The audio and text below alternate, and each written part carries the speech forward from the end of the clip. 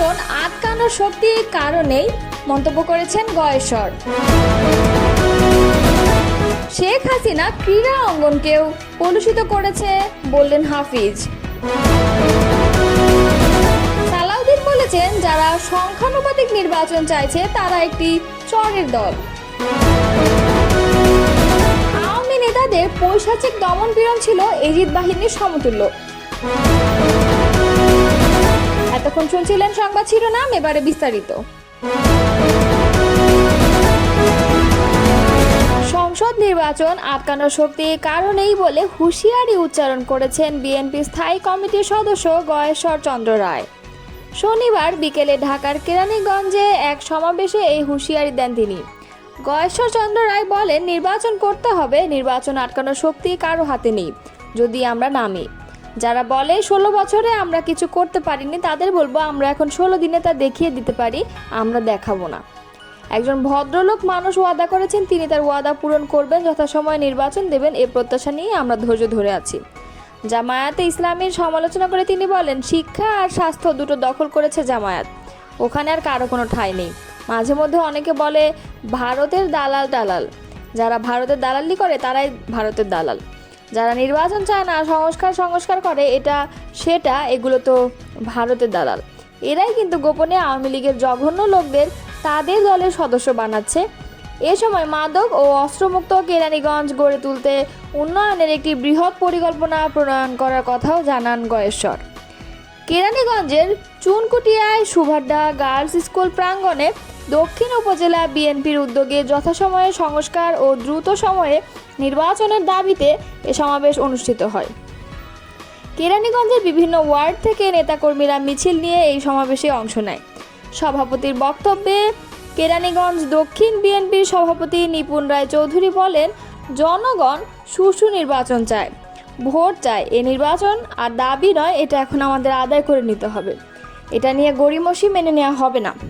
কেরানীগঞ্জ দক্ষিণ বিএনপির সাধারণ সম্পাদক মোজাদ্দেদ আলী বাবুর সঞ্চালনায় সমাবেশে বিএনপির স্থায়ী কমিটির সদস্য সালাউদ্দিন আহমেদ, যুগ্ম মহাসচিব হাবিবুন নবী খান সোহেল, সাংগঠনিক সম্পাদক শামা ওবায়েদ, তথ্য বিষয়ক সম্পাদক আজিজুল বাড়ি হেলাল সহ কেরানীগঞ্জ বিএনপি ও অঙ্গ সংগঠনের নেতারা বক্তব্য রাখেন।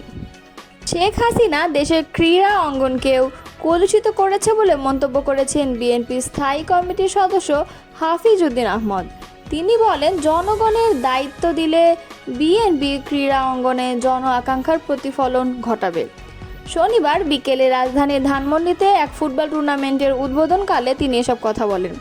24 জুলাই অভ্যুত্থানের শহীদদের স্মরণে ঢাকা মহানগর উত্তর বিএনপির উদ্যোগে রাজধানীর ধানমন্ডি মাঠে এই টুর্নামেন্ট অনুষ্ঠিত হয়। অনুষ্ঠানে বিএনপি সিনিয়র যুগ্ম মহাসচিব রুহুল কবির রিজভী বলেন, গণ অভ্যুত্থানে যারা জীবন দিয়েছেন তারাই জাতির শ্রেষ্ঠ সন্তান। পৃথিবীর খুব কম সংগ্রামে তরুণদের এমন আত্মত্যাগ দেখা যায়। শেখ হাসিনার বিভৎসতা ভাষায় প্রকাশ করার মতো নয়। এই ফ্যাসিজমের যেন আর পুনরাবৃত্তি না হয়। রিজভী বলেন, আজ চৌধুরী আলম, সাজেদুল হক সুমন, ইলিয়াস আলী এরা কোথায়? তাদের তো শেখ হাসিনার আইন শৃঙ্খলা বাহিনীর লোকেরা তুলে নিয়ে গেছে। সুতরাং তাদের ঠিকানা তো শেখ হাসিনার জানার কথা। তার শাসনামল তো ছিল নৈরাজ্যকর ও ভয়াবহ। অনেককেই তুলে নিয়ে আয়নাঘরে প্রথমেই বেদম মারপিট করা হয়েছে। অতি সম্প্রতি গুম কমিশনের দ্বিতীয় রিপোর্ট যেটি জমা দেওয়া হয়েছে, তাতে যে তথ্য উল্লেখ আছে তা যদি পড়ি তাহলে আমাদের রক্ত হিম হয়ে যায়, লোম খাড়া হয়ে যায়। যৌক্তিক সময়ের মধ্যে নির্বাচন আয়োজন করতে হবে উল্লেখ করে রিজভী বলেন, নির্বাচন ঘিরে ষড়যন্ত্র চলছে। অনুষ্ঠানে বিএনপির যুগ্ম মহাসচিব খায়রুল কবির খোকন, জুলাই আগস্ট গণ অভ্যুত্থান শোক ও বিজয় বর্ষপূর্তি পালন কমিটির সদস্য সচিব ও বিএনপির গণশিক্ষা বিষয়ক সম্পাদক ও অধ্যাপক ডাক্তার মোর্শেদ হাসান খান, মহানগর উত্তর বিএনপির আহ্বায়ক আমিনুল হক প্রমুখ উপস্থিত ছিলেন। বিএনপি স্থায়ী কমিটির সদস্য সালাউদ্দিন আহমেদ বলেছেন, যারা 14 দলের নামে আওয়ামী লীগের সঙ্গে ছিল তারা এখন সংস্কার কমিশনে এসে বড় বড় কথা বলছে। সোহরাওয়ার্দী উদ্যানে যারা সংখ্যানুপাতিক নির্বাচন চাইছে তারা একটি চরের দল। তারা আগে আওয়ামী লীগের সঙ্গে আঁতাত করে নির্বাচনের বৈধতা দিয়েছিল। শনিবার ঢাকা জেলার দক্ষিণ কেরানীগঞ্জের থানা সমাবেশে তিনি কথা বলেন। বিএনপির অন্যতম শীর্ষ এই নেতা আরও বলেন, গণতন্ত্রের ইতিহাস ভুলিয়ে দেওয়ার অপচেষ্টা চলছে। সংস্কার একটি চলমান প্রক্রিয়া। স্বল্প মেয়াদী সংস্কার করে দ্রুত নির্বাচন দিতে হবে। জনগণ ম্যান্ডেট দিয়ে বিএনপিকে ক্ষমতায় আনলে সংবিধানসহ সব সংস্কার বাস্তবায়ন করা হবে। মতপার্থক্য থাকলেও জুলাই অভ্যুত্থানের পক্ষের শক্তিকে ঐক্যবদ্ধ থাকার বার্তা দিয়ে সালাউদ্দিন বলেন, দ্বিমত ও বিরোধিতা থাকলেও সমৃদ্ধ বাংলাদেশ গড়তে গণঅভ্যুত্থানের পক্ষের রাজনৈতিক শক্তিগুলোকে ঐক্যবদ্ধ থাকতে হবে। বিএনপির এই নেতা আরও বলেন, কেউ যদি সংস্কার ও বিচারের নামে দীর্ঘমেয়াদে ভোট ছাড়া ক্ষমতায় থাকতে চায়, সেটি দুঃস্বপ্নে পরিণত হবে। জনগণের অধিকার প্রতিষ্ঠায় প্রয়োজনে আবারও সংগ্রাম করবে বিএনপি। জুলাই অভ্যুত্থানে নেতৃত্ব দেয়া ছাত্রদের নতুন রাজনৈতিক দল জাতীয় নাগরিক পার্টি প্রসঙ্গে সালাউদ্দিন আহমদ বলেন, ছাত্রদের নতুন দলের সফলতা কামনা করি। মৌলিক সংস্কার না হলে নির্বাচনে যাবে না বলে তারা বলছে, কিন্তু কি করলে তারা নির্বাচনে যাবে সেটি তো বলছে না। বিএনপির ভারপ্রাপ্ত চেয়ারম্যান তারেক রহমান বলেছেন, আওয়ামী নেতাদের পৈশাচিক দমনপীড়ন ছিল এজিদ বাহিনীর সমতুল্য। পবিত্র আশুরা উপলক্ষে শনিবার দেওয়া এক বাণীতে এ কথা বলেন তিনি। বাণীতে তারেক রহমান বলেন, ইসলাম ধর্ম অনুসারীদের জন্য অত্যন্ত ঘটনাবহুল ও স্মরণীয় একটি দিন হচ্ছে 10 মুহররম। বিশ্বের ইতিহাসে এই দিনটিতে অসংখ্য ঘটনা সংঘটিত হয়, তাই এই দিনটির মহিমা অসীম।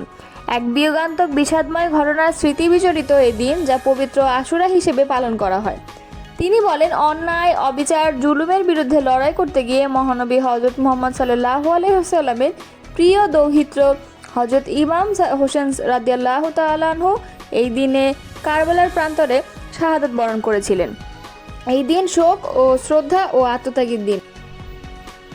তারেক রহমান বলেন, জাগতিক অন্যায় ও দুর্নীতির প্রতিবাদ এবং ইমাম হোসেন রাদিয়াল্লাহু তাআলা আনহু-এর আত্মত্যাগ বাংলাদেশ সহ সারা দুনিয়ার মুসলমান ও বিশ্ববাসীর জন্য এক অনুকরণীয় দৃষ্টান্ত হয়ে আছে।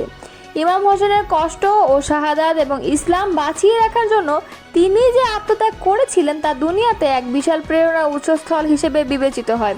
অন্যদিকে সৃষ্টিকর্তা কেন্দ্রিক ন্যায় বিচার, তাকওয়া, ত্যাগ ও মানবিক মর্যাদার মর্মবাণী প্রকাশিত হয়। হযরত হোসেন রাদিয়াল্লাহু তাআলা আনহু-এর শাহাদাত অন্যায়, অত্যাচার ও নিপীড়নের বিরুদ্ধে এক নজিরবিহীন আদর্শিক সংগ্রামের উদাহরণ উল্লেখ করে তারেক রহমান বলেন, ক্ষমতার প্রতি নিবিড় নিবিষ্ট মোহে আচ্ছন্ন থেকে যারা ইনসাফ ও মানবতাকে ভুলুণ্ঠিত করেছিল, তাদের বিরুদ্ধে ইমাম বাহিনী যুদ্ধে নিজেদের জীবন উৎসর্গ করেছিল। কারবালায় ইমাম বাহিনীর শাহাদাত বরণ সর্বকালের দেশে দেশে অত্যাচারিত কবল থেকে মুক্ত হতে নিপীড়িত মজলুম মানুষকে উদ্দীপ্ত করে আসছে। তিনি আরও বলেন, গত 16 বছরে পতিত আওয়ামী ফ্যাসিস্ট সরকার সব ভাওতাবাজি, নির্বাচন, মানুষের ভোটাধিকার হরণ, গুম, বিচার বহির্ভূত হত্যা, সন্ত্রাস, হানাহানি ও দেশের টাকা বিদেশে পাচারসহ এক অবর্ণনীয় শোষণ এবং জুলুমের রাজত্ব কায়েম করেছিল। বিএনপি চেয়ারপারসন বেগম খালেদা জিয়াকে মিথ্যা মামলায় ফরমায়েশি রায়ে সাজা দিয়ে কারারুদ্ধ করে রাখা হয়েছিল এবং তাকে সুচিকিৎসা বঞ্চিত করে মৃত্যুর মুখোমুখি দাঁড় করানো হয়েছিল। বিএনপির ভারপ্রাপ্ত চেয়ারম্যান বলেন, দেশ ছেড়ে পালিয়ে যাওয়া নিষ্ঠুর আওয়ামী নেতাদের পৈশাচিক দমনপীড়ন ছিল এজিদ বাহিনীর সমতুল্য। ইমাম হোসেন রাদিয়াল্লাহু তাআলা আনহু ও তার ঘনিষ্ঠজনদের আত্মদানের চেতনায় দেশে ন্যায় ও ইনসাফ প্রতিষ্ঠিত না হওয়া পর্যন্ত আমাদের নিরন্তর সংগ্রাম চালিয়ে যেতে হবে। আর কোনোভাবেই যাতে নির্দয় অত্যাচারীর অভ্যুদয় না ঘটে, সেজন্য ইমাম বাহিনীর যুদ্ধ আমাদের সবসময় প্রতিরোধের প্রেরণায় উদ্বুদ্ধ করবে।